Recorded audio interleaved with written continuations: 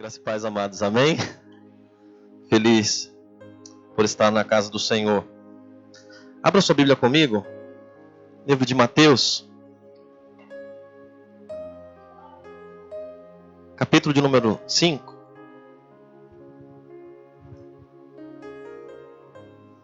Ele é grande, Ele é bom, e nós o amamos, porque primeiro Ele nos amou. Quantos são gratos pelo amor de Deus?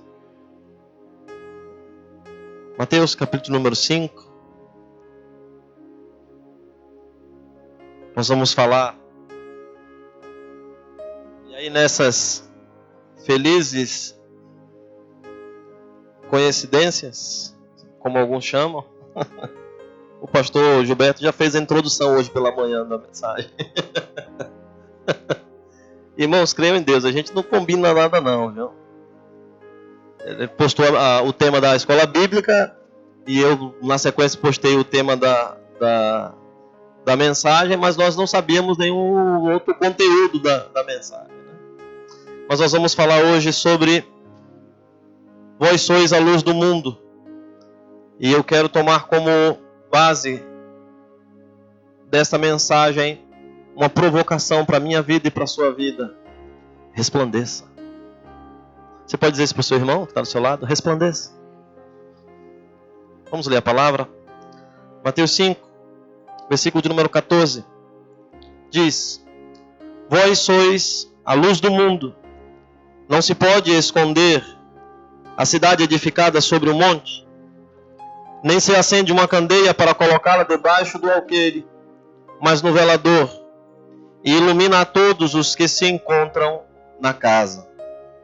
16 diz: assim brilhe também a vossa luz diante dos homens, para que sejam as vossas boas obras, para que vejam as vossas boas obras e glorifiquem a vosso Pai que estás nos céus.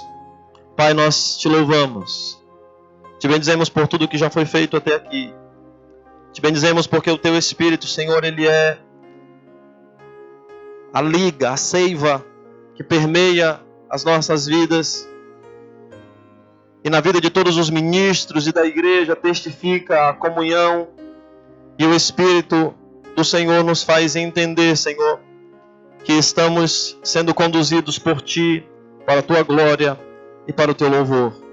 Agora, Deus, através desta palavra, eu te peço, nos edifica, nos exorta e nos amadureça, Senhor, para que o Teu nome seja glorificado através das nossas vidas, para que o Teu nome seja exaltado, para que o Teu nome seja bendito em todas as instâncias da nossa vida. É o que eu te peço em o nome de Jesus e para a glória de Deus. Amém? Queridos, é um texto provocativo. Jesus fala com os seus discípulos e ele faz duas comparações a respeito dos seus discípulos com coisas que são comuns à nossa vida. Ele diz: vós sois o sal da terra. E se o sal não salgar, não serve para mais nada, a não ser para ser lançado fora e pisado pelos homens. E na sequência Jesus diz: vós sois a luz do mundo. E quando nós falamos sobre luz e lemos o livro de João, nós fizemos isso no mês passado. O livro de João começa com um testemunho claro, fazendo um paralelo entre Jesus, que é a luz do mundo, a luz que brilhou, a luz de Deus que brilhou para a salvação do mundo. E ele vai dizer: ele veio para os seus e os seus não os receberam, mas a todos quantos receberam deles o poder de serem feitos filhos de Deus. E quando eu falo sobre luz, quando eu olho para a palavra, me lembra lá no Gênesis, no início, no começo, quando a Bíblia vai dizer que a terra era sem forma e vazia. E tem uma sentença ali, uma constatação: o Espírito do Senhor se movia ou pairava sobre a face do abismo. A terra, a Bíblia vai dizer, no capítulo 1, no versículo 1 e 3 de Gênesis: no princípio criou Deus os céus e a terra. E a terra era sem forma e vazia. E havia trevas sobre a face do abismo. E aí diz, e o Espírito de Deus se movia sobre a face das águas. E o versículo 3 vai dizer, e disse Deus, haja luz. E houve luz. A gente precisa discernir algumas coisas aqui nesse texto. A Bíblia diz, no princípio Deus criou os céus e a terra. E aí continua dizendo, a terra era sem forma e vazia. Ou seja, não havia problemas no céu, o problema estava na terra. Não há problemas em Deus, o problema está em nós. Nós precisamos ser iluminados por Ele. Nós é que precisamos ser restaurados por Ele. A morada da habitação de Deus é perfeita e santa, mas o Senhor precisou mover-se no nosso local de habitação, mesmo antes da nossa criação, para tornar o lugar habitável. Assim como Ele precisa restaurar as nossas vidas, para que se torne um local habitável para o Espírito Santo de Deus. Talvez a sua vida esteja sem forma, desconstruída. Talvez a sua vida esteja bagunçada. Mas há o haja de Deus nessa noite para colocar todas as coisas no lugar. Para te restaurar e fazer um lugar habitável na sua vida. Para que o Espírito Santo possa habitar na sua vida. Essa luz, o evento da criação, ele envolve muito mais do que apenas o relato da criação. É um espelho da obra salvadora de Cristo. Se nós olharmos bem a obra da criação, a gente vai enxergar nas entrelinhas. Nós vamos conseguir contemplar um esboço, um rascunho da obra salvadora de Cristo. Nós conseguimos enxergar isso. E perceba, irmão, Deus disse, haja luz. E essa luz não foi o sol. Só mais lá à frente, se você continuar lendo o texto, você vai ver que só bem mais lá à frente. Ele cria o sol, ele cria as estrelas, e põe o sol para governar o dia, e põe a lua para governar a noite. Ele quer fazer raiar sobre as nossas vidas o sol da justiça, a luz de Cristo que ilumina, esclarece e transforma as nossas vidas. Nós precisamos dessa luz muito mais do que a luz do sol. Muito mais do que a luz do sol. E nós precisamos entender que na criação o poder da palavra, ela é transformadora. O poder da palavra de Deus, e nós cremos isso. Nós cremos que através da palavra de Deus todas as coisas foram criadas. Assim como se a palavra de Deus vier ao nosso encontro, nós podemos ser transformados. E por isso pregamos, por isso anunciamos Cristo, porque nós cremos no poder transformador da palavra. O livro de Hebreus, no capítulo de número 11, no seu versículo de número 3, diz, pela fé entendemos que os mundos, pela palavra de Deus, foram criados. O poder do haja. Todas as coisas visíveis e invisíveis obedecem ao comando da sua voz. Absolutamente todas as coisas. Não há nada que fuja ao controle de Deus. Não há nada que fuja ao domínio dele. No livro de Salmos, capítulo número 33, versículo 9, o salmista diz, porque falou, e tudo se fez, mandou, e logo tudo apareceu. Nós cremos no poder da palavra de Deus. Nós cremos no poder da palavra. O estado de trevas em que a terra estava se compara na obra redentora à nossa vida antes de recebermos a palavra de Deus. Antes de recebermos a iluminação divina. Éramos sem forma, éramos vazios, estávamos longe, perdidos. Assim como muitos estão longe e perdidos, e precisam que a igreja persevere na doutrina dos apóstolos, anunciando a mensagem da cruz, até por uma coroa trocar. Enquanto nós não trocarmos por uma coroa, nós anunciaremos essa palavra. Nós anunciaremos o Cristo ressurreto. Nós anunciaremos o seu sacrifício. Nós anunciaremos o seu amor.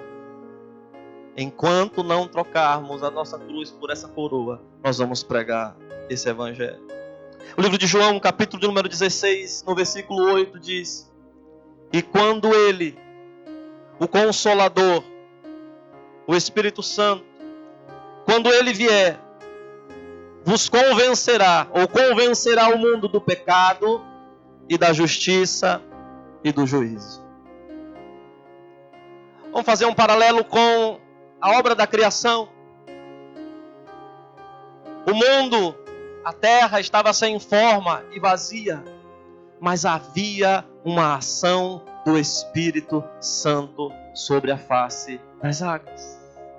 Assim como há uma ação do Espírito Santo em quebrantamento, em convencimento das nossas vidas, nós precisamos permitir que o Espírito Santo se mova em nosso favor. Nós precisamos nos permitir ser conduzidos por esse Espírito para que o haja de Deus seja completo em nós. O Espírito Santo tem uma função extraordinária na obra redentora, que é de nos convencer. E não é apenas convencer, de persuadir, irmãos. O termo original dessa palavra convencer significa provar que você está errado, entristecer, envergonhar. Quantos já foram envergonhados pelo Espírito Santo? Quando os nossos pecados se tornam claros, se tornam manifestos através do Espírito Santo, nós mesmos nos entristecemos com os nossos pecados.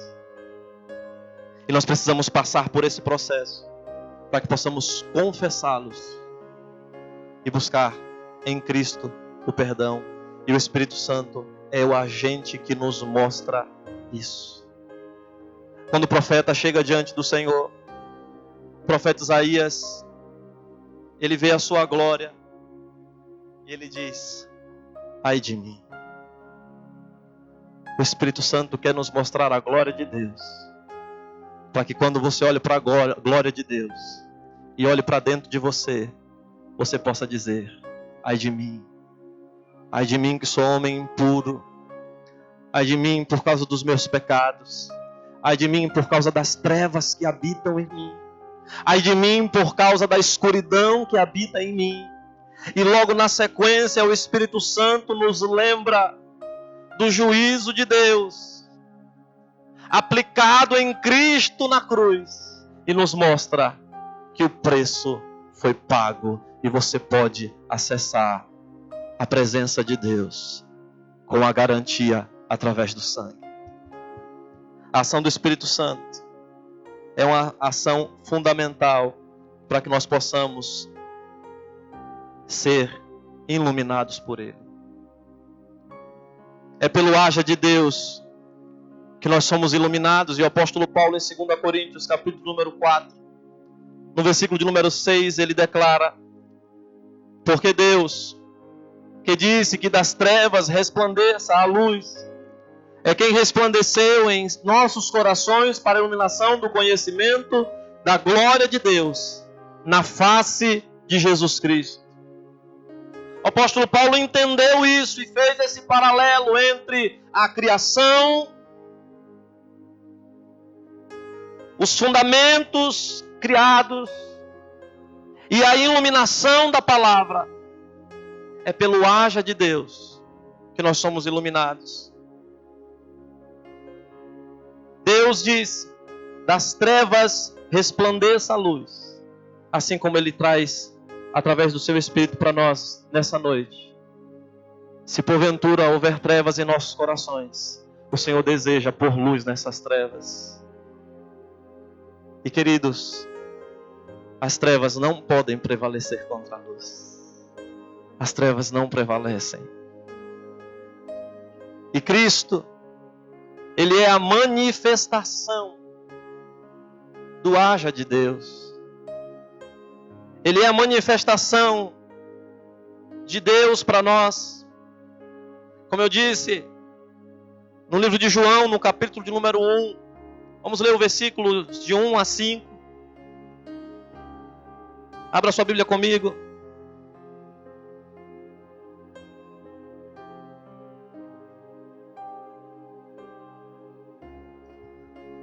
No princípio era o Verbo, e o Verbo estava com Deus, e o Verbo era Deus. Ele estava no princípio, no Gênesis, com Deus.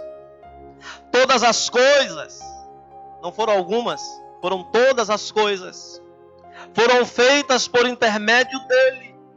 E sem ele nada do que foi feito se fez. A vida estava nele, e a vida era a luz dos homens. A luz resplandece nas trevas, e as trevas não prevaleceram contra ela. Cristo, o próprio Cristo, estava no princípio com o Pai.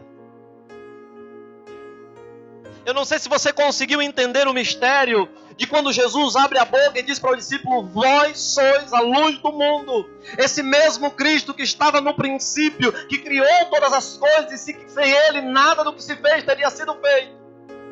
Esse mesmo Cristo que viu e que estava com o Pai, fazendo com o Pai, construindo com o Pai.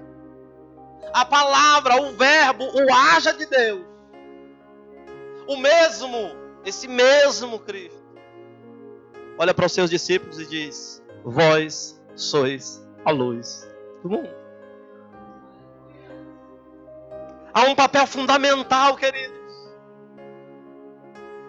Há uma obra extraordinária de Deus para nós. E nós não podemos deixar passar de nós o tempo da visitação do Senhor. Esse mesmo Cristo, que tem experiência em criar do nada todas as coisas, é suficientemente capaz de transformar as trevas que há em nós em luz que resplandece para arrependimento.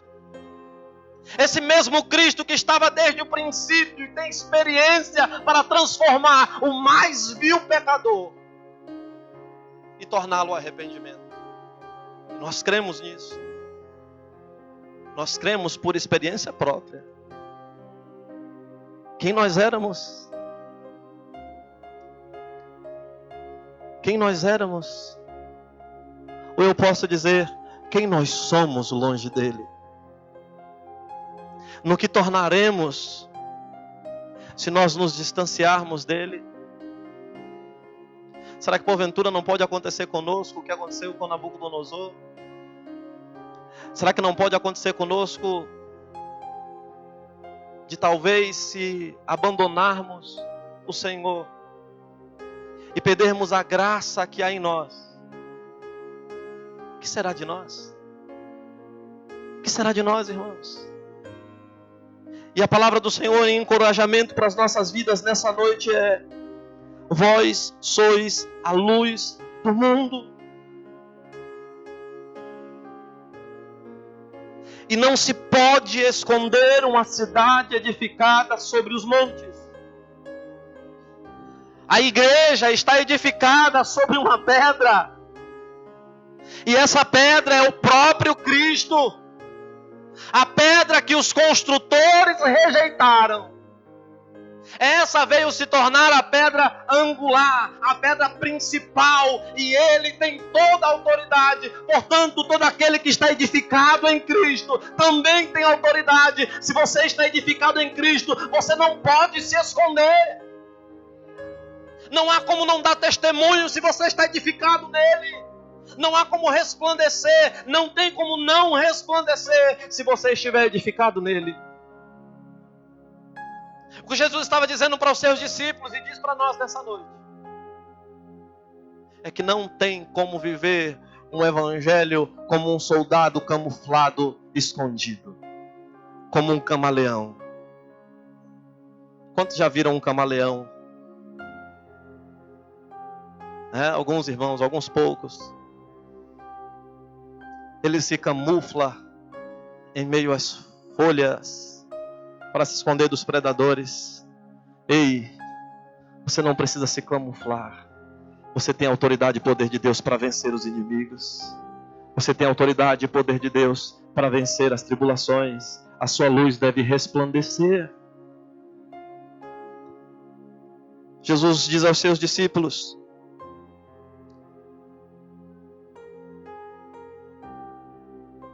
não se acende uma candeia e se coloca debaixo de um alqueire, mas no velador, e dá luz a todos os que estão na casa. Você precisa, meu irmão, entender que a sua vida é um instrumento de Deus para a iluminação daqueles que ainda estão em trevas.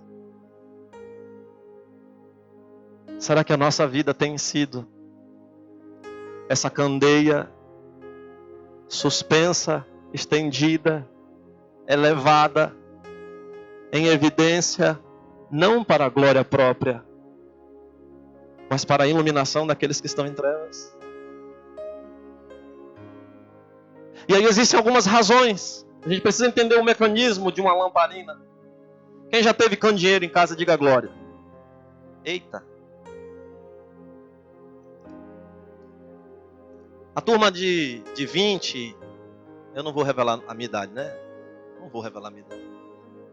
Mas a turma de 20, 25, talvez não saiba o que é um candeeiro. Mas a turma dos 40, alguém coçou ali o pescoço? A turma dos 40, dos 50, sabe bem o que é isso? Candeeiro de lata, quem já viu um candeeiro de lata aí? O soia, o óleo soia não era útil apenas para fazer fritura. Você podia usar a lata depois para fazer um candeeiro. E aí você, como é que é, irmão? A salada, né? A salada. Não te revela, não.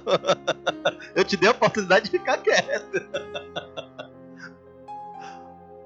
Basicamente é um recipiente simples, muito simples. E aí há o primeiro mistério nisso. O poder do resplandecer não está em nós, está na luz, está nele. Nós somos apenas um recipiente simples, de barro. No tempo de Jesus era de barro, nem lata era, não era metal, era barro, cerâmica, simples. E o recipiente precisava ser cheio de azeite, cheio de óleo. Aí nós evoluímos, usamos querosene, gasolina, álcool. E ele tinha, basicamente, no caso do nosso candeeiro mais moderno, um cordão, né? Se enrolava, encharcava, colocava a gasolina dentro, o óleo dentro, querosene, o álcool, e se acendia. E à medida que ele ia queimando, ia sugando o combustível de dentro, ia sugando o combustível de dentro, e aí se iluminava a casa, iluminava as pessoas que estavam ali, e só se sentia falta do candeeiro quando ele se apagava. Ei, querido, não permita se apagar, porque quando você se apagar, você vai fazer falta. Você vai fazer falta. Você é muito precioso na obra de Deus para se deixar apagar. Você é muito precioso para o reino para se permitir apagar. E só se apaga o candeeiro em duas condições. Primeiro, se o queimador, que é o cordão, uma corda mesmo, literalmente uma corda, se essa corda se desgastar e se queimar por inteiro, é a primeira condição. Você precisa ter, além do combustível, é importante ter o combustível. Eu vou falar sobre ele também. Mas é muito importante que você tenha o condutor. É muito importante que você tenha o cordão. E esse cordão pode ser comparado com a palavra do Senhor. É a palavra do Senhor que vai ser utilizada para levar essa luz àqueles que estão em trevas. É a ação do Espírito, através do conhecimento da palavra, que gera testemunho. Não adianta apenas estar cheio, você precisa ter a palavra, você precisa estar alicerçado na palavra, você precisa se alimentar da palavra, você precisa meditar na palavra, você precisa compreender a palavra, porque sem a palavra nada será feito. Nada, absolutamente nada será feito. A segunda condição para o candeeiro permanecer aceso é ter combustível. Ter azeite. E o azeite na palavra representa a ação do Espírito Santo. Nós precisamos estar cheios, irmãos. Não há como negociar esse princípio. Não há como negociar, queridos, e desprezarmos a ação do Espírito Santo em nós. Se cremos no Evangelho pregado pelos apóstolos, se cremos no Evangelho pregado por Cristo Jesus, Ele mesmo, foi Ele mesmo quem disse: vocês não estarão sozinhos, eu não vos deixarei sozinhos, eu enviarei um outro Consolador, um outro igual a mim, o Espírito Santo, e Ele vos lembrará de todas as coisas que vos tenho dito. Por isso que a palavra é o condutor na figuração do candeeiro. Porque se você não tiver conhecimento da palavra, se você não tiver leitura da palavra, o que é que o Espírito Santo vai te lembrar? O que é que o Espírito Santo vai te impulsionar a ministrar? O que é que o Espírito Santo vai te impulsionar a pregar? Se você não conhece a palavra, nós somos testemunhas. E testemunhas de quê? Da palavra. Nós cremos nela e precisamos conhecê-la para dar testemunho. O apóstolo Paulo, em várias ocasiões, ele vai dizer: porque eu recebi do Senhor. Eu, Paulo, apóstolo de Cristo, não pelos homens, mas pelo Senhor. E nós entendemos que a palavra foi dada aos apóstolos e nós temos acesso a ela. Coma a palavra, se alimente da palavra. Jesus, na sua batalha com Satanás, na sua tentação, de forma muito clara ele diz: nem só de pão vive o homem. E aí eu vou te dizer, trazendo para os nossos dias, nem só de hambúrguer, nem só de cuscuz, né? Quando a gente fala cuscuz dessa igreja, o povo dá um glória. O que será, hein? Mas nem só de cuscuz vive o homem não, irmão. Cuscuz é bom, faz a gente dar glória, mas a palavra te dá estrutura para vencer as tribulações. A palavra te dá estrutura para vencer as tentações. A palavra te dá envergadura para dar testemunho de Cristo. É preciso conhecer a palavra. É preciso ter a ação do Espírito Santo. E aí, depois de estar cheio do Espírito e ter a palavra, nós precisamos e dependemos do haja de Deus. Nós dependemos que Ele, na sua soberana vontade, determine o que será de nós. Assim como alguém, numa ação externa, precisa acender o candeeiro, acender a lamparina, o Senhor é aquele que de forma sobrenatural acende as nossas vidas para que demos testemunho. É importante o processo de comunhão com Deus. Eu não posso testemunhar a respeito de quem eu não conheço. Eu não posso testemunhar a respeito de quem eu não tenho intimidade, eu não tenho conhecimento. Não posso, não há como. E aí eu me lembro de Moisés. A palavra do Senhor vai dizer que Moisés, em certa ocasião, sobe ao monte para ter com o Senhor. E ele fica lá por alguns dias, na face do Senhor, diante da face do Senhor, ouvindo do Senhor. Eu fico imaginando quão bom foi esse momento para Moisés. Moisés tinha quebrado as tábuas dos mandamentos, tirou com o povo, e aí retorna E quando retorna, Deus diz: agora você vai ouvir e você vai escrever. Eu vou dizer e você vai escrever. Nós precisamos ouvir o Senhor, irmãos, e deixar se escrever dentro de nós os seus mandamentos, os seus princípios, os seus preceitos. Nós precisamos ouvi-lo. Nós precisamos permitir que os nossos corações sejam marcados pela palavra e pela vontade de Deus. E aí, depois de dias, Moisés desce o monte. E quando Moisés desce o monte, a Bíblia vai dizer que o seu rosto resplandecia, ao ponto das pessoas cobrirem o rosto de Moisés. E interessante é que a palavra, em um momento, vai dizer que Moisés percebeu que estava daquele jeito. Ele desce de forma natural, assim como tem que ser o Evangelho em nossas vidas. Naturalmente nós vamos sendo transformados e santificados, e nós talvez não percebamos, mas as pessoas que estão em volta de nós vão dar testemunho e vão perceber que a luz de Cristo resplandece em nós. Mas a luz de Cristo só vai resplandecer em nós a partir do momento que tivermos comunhão com Ele. E quando tivermos comunhão com Ele, seremos transformados. Que possamos entender essa palavra de Jesus. Que possamos aplicar essa palavra de Jesus. E para finalizar, queridos,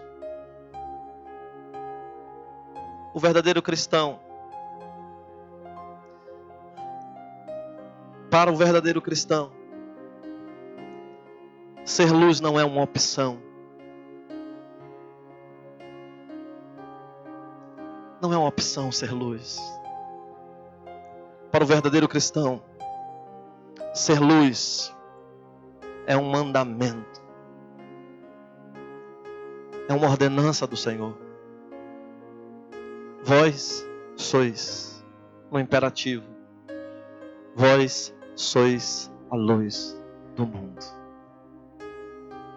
Portanto, que essa luz resplandeça. E aí Jesus diz: resplandeça a vossa luz sobre os homens, com um só objetivo, que o Pai seja glorificado. Nós estamos vivendo tempos difíceis.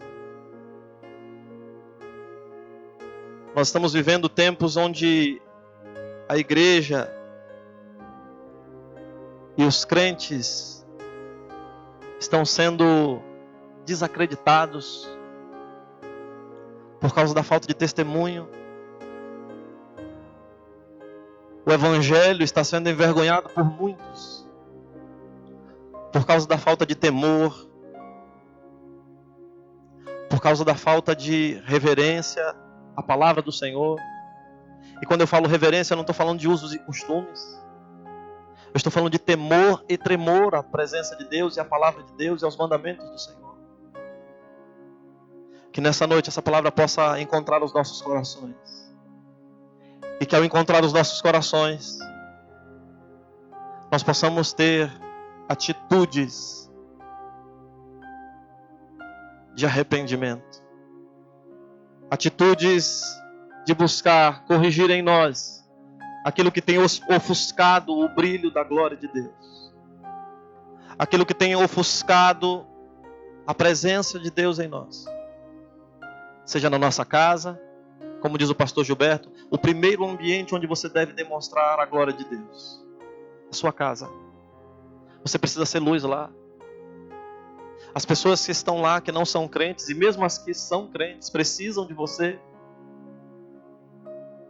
Precisam de você. No seu trabalho, em todas as suas relações, você precisa resplandecer a Cristo.